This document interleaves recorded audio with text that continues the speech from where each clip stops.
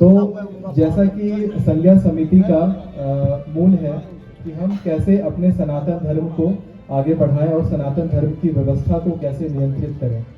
तो जो चीज़ें मैंने अभी तक नोटिस करी हैं सनातन धर्म में, लोगों ने धर्म और विज्ञान इन दोनों पक्षों को बिल्कुल अलग करके रखा हुआ है और लोग दोनों का एक संगठित स्वरूप नहीं देख पाते हैं। मैं धार्मिक कार्यक्रमों में ज़्यादा अब लगा हूँ और पहले मैंने विज्ञान की पढ़ाई बहुत ही डीप जाकर के करी। मैंने ये पाया, क्योंकि जब मैं कक्षा 7वीं में पढ़ाई कर रहा था तब मैंने एक रिसर्च पेपर लिखा था कि प्रकाश की गति एक समान रफ्तार से क्यों होती है, और इस रिसर्च पेपर को नासा अप्रूव जर्नल में पब्लिकेशन मिला सन 2015 में। सेम इससे मिलता हुआ थ्योरम मुझे शिव पुराण में मिल गया। और जैसा मैंने जब शिव पुराण का और भी ज़्यादा अध्ययन करा, तो कक्षा 11th में जो भी स्टूडेंट्स यहाँ पे पढ़ाई कर रहे होंगे वो पढ़ते होंगे डी ब्रॉगली इक्वेशन कि वेव और पार्टिकल यानी तरंगे और कण ये दोनों एक समान होती हैं। और ये चीज़ हमारे शास्त्रों में पहले से अंकित है, हमारे शिव पुराण में पहले से अंकित है, हमारे ऋग्वेद में भी पहले से अंकित है कि किस प्रकार भगवान शंकर के डमरू के ध्वनि से सृष्टि की संरचना हुई। और ये साक्षात अंकित करता है कि एक वेव को एक पार्टिकल में कैसे चेंज किया जा सकता है। आइंस्टाइन ने सन 1902 में एक बहुत ही फेमस इक्वेशन दिया था। कोई साइंस पढ़े ना पढ़े इस इक्वेशन के आसपास जरूर ही आ जाता है, E बराबर mc²। तो E बराबर mc² जो इक्वेशन है ये यही बताता है कि कैसे वेव या तरंगे और पार्टिकल एक समान है। और ये बात जब 1902 में पता चली तो दुनिया भर में सनसनी उठ गई थी, लेकिन ये बातें हमें युगों पहले से ही हमें मालूम है और हमारे शास्त्रों में अंकित है। अब ज़रूरी क्या है कि हम कैसे अपने युवा वर्ग को आगे बढ़ने के लिए प्रेरित करें कि वो धार्मिक कार्यक्रमों में भी आगे बढ़ें और वैज्ञानिक कार्यक्रमों में भी आगे बढ़ें।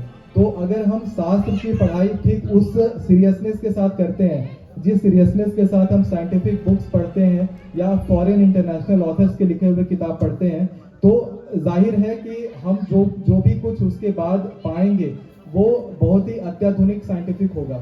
क्योंकि हमारी जो हमारा पहले का साइंटिफिक नॉलेज था वो बहुत ही ज़्यादा एडवांस हुआ करता था। और ये एग्जाम्पल हम अपने मंदिरों की कंस्ट्रक्शन को ही देख के जान सकते हैं।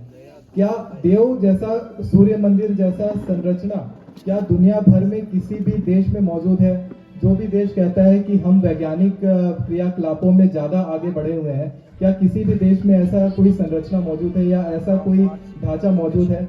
मैंने पाया वहाँ पर कि पत्थरों के ऊपर, जब आप देव सूर्य मंदिर जाएंगे तो आप देखेंगे कि पत्थर के ऊपर लेयर में पत्थर टूट रहा है। तो लेयर जैसे वैसा हो कि जैसे दीवार के ऊपर प्लास्टर लगाते हैं तो प्लास्टर समय के साथ निकल आता है, ठीक उसी तरीके से देव सूर्य मंदिर में पत्थर का लेप निकल आ रहा है। उससे ये पता चलता है कि सूर्य मंदिर को पूरे तो जैसे हम मकान में प्लास्टर का काम करते हैं, ठीक उसी तरीके से पत्थर के ऊपर लेपन किया गया हो पत्थर को पिघलाकर, जो अपने आप में एक बहुत ही अद्भुत एक अद्भुत संरचना है जिस पे हमें विचार करना चाहिए। और जो शायद आज की कितनी भी उन्नत सभ्यता हो, इतनी एडवांस टेक्नोलॉजी उनके पास मौजूद नहीं है। अब कई लोग ये प्रश्न करते हैं कि अब कई लोगों के मन में ये प्रश्न होता है कि हम अपने धर्म को अगर मानते हैं या अपने धार्मिक गतिविधियों का पालन करते हैं तो हमें पिछड़ा समझा जाता है और हमें बहुत ही भिन्न दृष्टि से देखा जाता है। तो ऐसा अगर जो कुछ भी हो रहा है, ऐसा जो लोग अधर्मी तत्व हैं जो हमारे धर्म को नष्ट करना चाहते हैं, बस ये उनकी मानसिकता है कि हमें किसी प्रकार से कम्युनिस्ट बना दें। कई लोगों ने ऐसा भी ट्राई किया कि हमारे जो पठन क्रम है इसमें कम्युनिज्म को लगा करके अगर पढ़ाया जाए तो शायद पढ़ाई की जो प्रक्रिया होगी वो उन्नत होगी। एक उल्लेख मैं आपको देता हूँ जब मदन मोहन मालवीय जी देहात त्याग करने वाले थे, तो उस समय उनके मन में वो उस समय काशी में मौजूद थे। अब काशी में अगर हम देहात त्याग करें तो ये संभव है कि हम उसके बाद मोक्ष को प्राप्त कर लेंगे, लेकिन उन्होंने अपने मन में ये विचार रखा कि मेरे से एक भूल हुई है और मैं काशी में देहात्याग नहीं करूंगा, मैं काशी से बाहर देहात्याग करूंगा।